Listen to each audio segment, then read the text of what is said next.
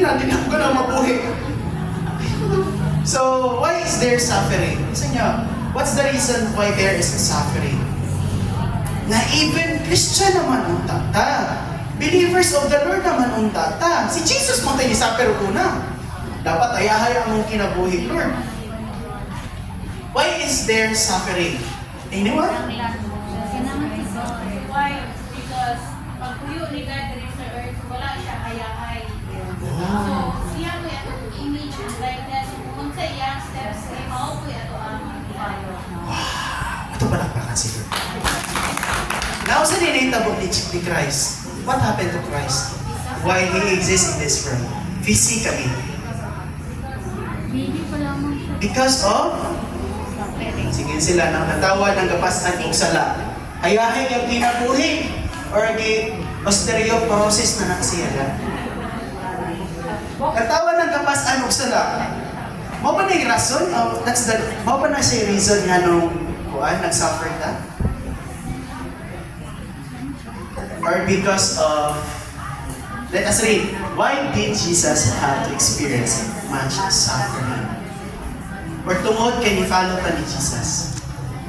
That is why we experience so much suffering. Pero makainom na lamang ka, pariya-pariyas ng ta Lord, pero di nyo ko kalagaw ni mo, Lord.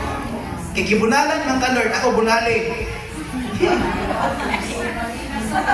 Sulti na niya, pero ay dapat. Ano ba? Dapati ka ron. Upanikan, bago ka ba? Hoy, Christian na biyata. Ingat si Lord, kung sumbagon ka, o kinomo, puspusan ni mo palwa. Adili eh. Like na no? So, mabalaan na to, or you will know why suffering exists. Number one, because we follow Christ. And how we can know that our suffering is valid in the sight of God. No, di invalid Kuya Bernard? No! Tinuyuan.